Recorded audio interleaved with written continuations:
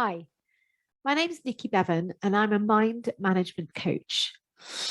I just wanted 5 or 10 minutes of your time just to explain to you what mind management actually is, because it sounds a little bit alternative, a little bit of mindfulness, and maybe it is, but generally, this is actual neuroscience. So, I'm a certified life and weight loss coach. And the reason I prefer the term mind management is because that's exactly what I teach my clients to do. I teach my clients how to manage their mind in any circumstance or any situation so that they're taking full control of themselves. Because after all, that's kind of the only thing that we can control, right? So, what I'd like to explain to you today is a little bit about the brain and a little bit about mind management in the hope that it just makes you realize, oh, okay, that's actually something that would be really beneficial, I think, for pretty much every human on this planet. So it all starts with the fact that you are a human being. I know that sounds a little bit crazy, but you're a human being, which means that all the people that you interact with are also human beings. And as human beings, we have the most phenomenally powerful human brain. Now, I'm not going to go into the complexities of the brain because it's a pretty complex tool. So I'm going to simplify it right down. And the two parts of the brain that I work with are the prefrontal cortex and the primal brain, or the amygdala, or the survival brain. So I'm going to start with the primal brain. So this is a really small part of your brain, the back of your head, and it is designed to keep you safe. It always wants to avoid pain. It always wants to seek pleasure, and it wants everything to be as easy as possible. It's always trying to conserve energy. Our primal brain is really old. It has not developed since the caveman days. So it quite literally thinks that anything new, anything different means death. Because back in the caveman days, that would have been the case. Isolation. If we come across sweet berries, we needed to eat more of it to gather it all up. So our primal brain hasn't changed since that point. And roll on hundreds of thousands of years, when you now look around us, most of the time we are safe. You might be watching this at work. You might be in a safe office. You might be watching this on your sofa at home. You're dry. You're warm. Your brain no longer needs to interpret every scenario as dangerous. And because the majority of us are still being driven by our primal brain, that's exactly what's happening. We interpret our situation as dangerous, therefore we need to feel stressed and anxious a lot of the time, which quite simply isn't the case anymore. But this part of our brain knows no different. Luckily for us, however, we've got a prefrontal cortex, and this is what makes you you. Your prefrontal cortex enables you to plan to the future, to think ahead of time, to make conscious, rational decisions. Only most of us aren't living out of our prefrontal cortex. We are living 95% of our day completely unconscious in our primal brain. So it's not until we start to look and become aware of our patterns of behavior, and we look at the results we're getting in our life, that then we start to think, hang on a minute, are my natural patterns of behavior helping me, or are they no longer serving me? Because they would have served you at some point in your life. Are they now serving you? So this is where I come in. As a mind management coach, what I do is I help my clients, first of all, become aware of what's happening. And then we work towards consciously and deliberately deciding how they want to behave, how they want to show up, what they want to do.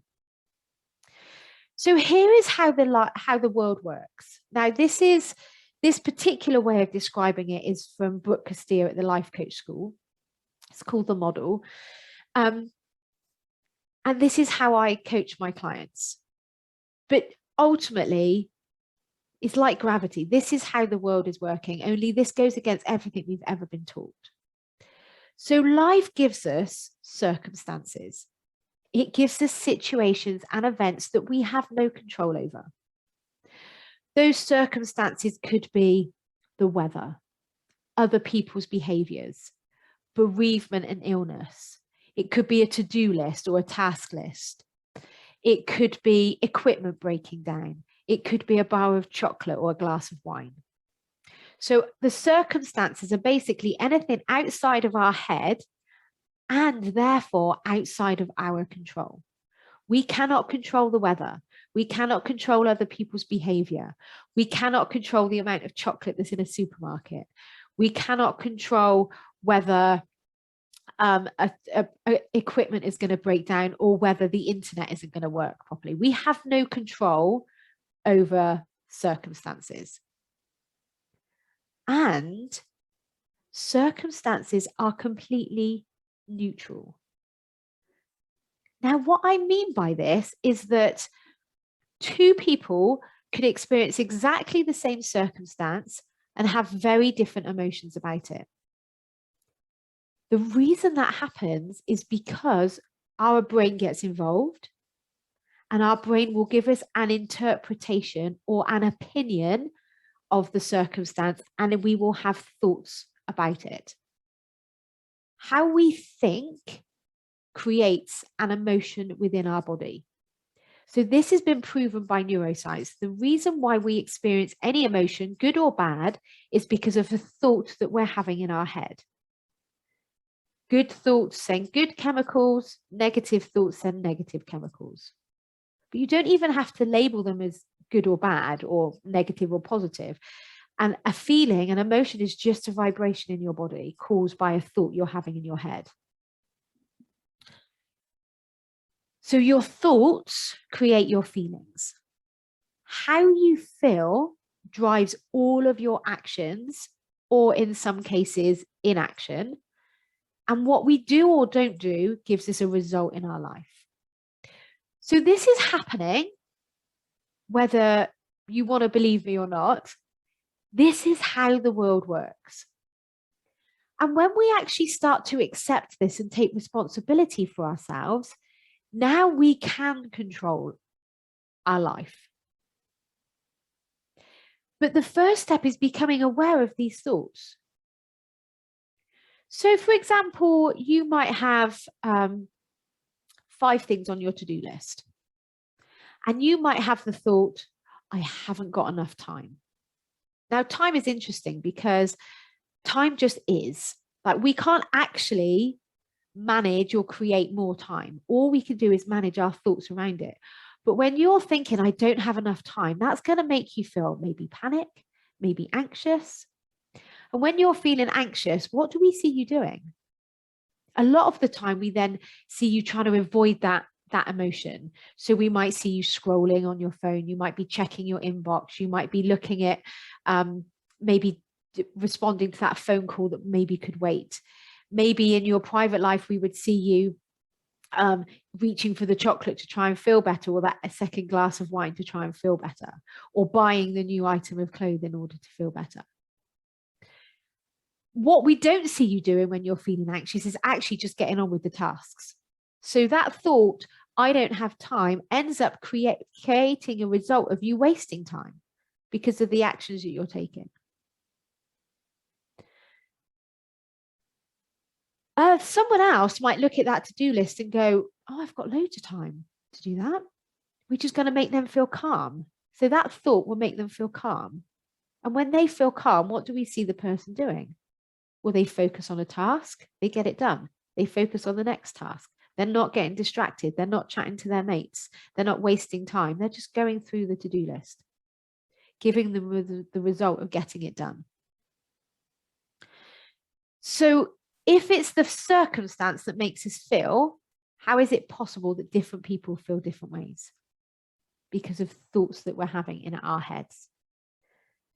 Another prime example, I think, is the weather, especially in England. How many of you open up the curtains in the morning when it's raining and just go, oh, isn't it miserable today? As if that was a fact. That thought, it's miserable, is not a fact. The only fact is it's raining. I actually love the rain. If it was the rain that made the humans miserable, how is it possible that there are humans in the world that rejoice at the rain? It's because it's not the rain. It's not the circumstance that makes us feel. It's our thoughts about it. And the reason why this is really important to get our heads around and to accept and to take ownership of for ourselves is because when we think that it's the circumstance that creates our feeling, if we can't change the circumstance, then it feels like we can't ever change our emotion. So then we feel really powerless. But when we realize that actually it's our thoughts that are creating our feelings, now that's brilliant news because we can create our thoughts. We can change our thoughts if we want to. This isn't always about being positive and happy and joyous all of the time, because that's not possible. There are some situations where we want to feel sad or angry or nervous. But actually, we get to decide how we want to feel at all times in any situation. And the reason this is so incredibly beneficial for you and your family and the people that you work with is because we are the only thing in our lives that we can control. So it might be that you want to lose weight. It might be that you want to reduce your stress. It might be that you want to get more productive and efficient at your job, or you might want to have better relationships or better time management. Or it could just simply be that you just want to be more present in your life, whether that's when you're at your desk or whether that's when you're with your children. You don't have a different brain at work and at home. But when you learn this for yourself, now you can create the type of environment that you want to be in for yourself. And that's what I can help you to do. I can help you, first of all, to become aware of your thinking, how those thoughts are making you feel, and the results that you're getting from the action that you're taking. And if you don't want to have the results that you currently have, then get in touch with me and I can help you create different results. Because that's what I do. And I can do that for you as an individual personally, or I could do that for your business or the club or the corporation that you work for. And I would love to help you because there is nothing that we can't fix when we put it into this model. So mind management really is about giving people the tools to enable them to be the best version of themselves. It's different to counseling. Counseling is very powerful for getting somebody up out of a hole and functioning again. Mind management and life coaching helps you to start walking along your path and climbing your mountain.